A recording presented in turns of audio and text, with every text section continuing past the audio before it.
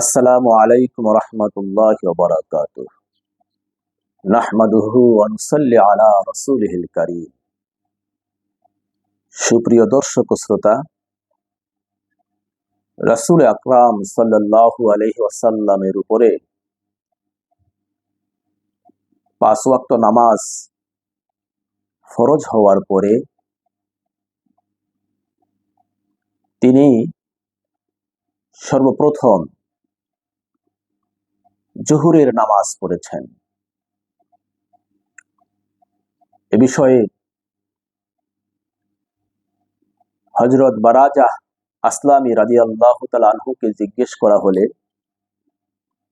তিনি বলেন, রাসূল আকরাম সাল্লাল্লাহু আলাইহি ওয়াসাল্লাম সর্বপ্রথম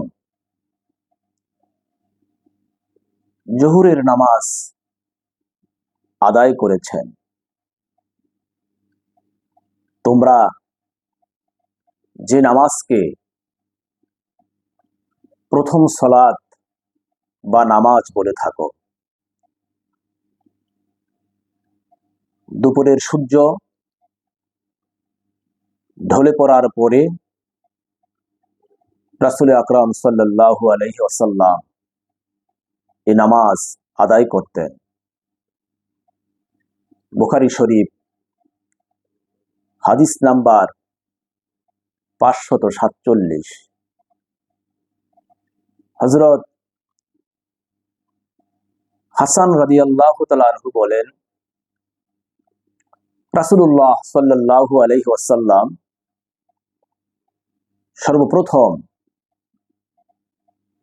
জোহরের নামাজ পড়েছেন।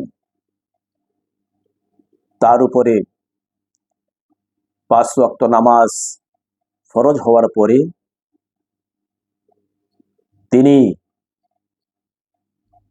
জোহরের নামাজ দিয়ে নামাজ শুরু করেছেন। তিনি বলেন যে হযরত জিবরাইল আলাইহিস সালাম এলেন, তিনি সবার আগে দাঁড়ালেন। জিবরাইল আলাইহিস সালামের পিছনে রাসূলুল্লাহ সাল্লাল্লাহু আলাইহি ওয়াসাল্লাম দাঁড়ালেন। তার পিছনে সাহাবায়ে কেরাম দাঁড়ালেন। এরপরে সবাই একসাথে জোহরের নামাজ আদায় করলেন। মুসান্নিফ আব্দুর রাজ্জাক হাদিস নাম্বার 1771। আল্লাহ পাক আমাদেরকে নামাজ যথাযথভাবে কায়েম করার তৌফিক দান করুন। আমিন।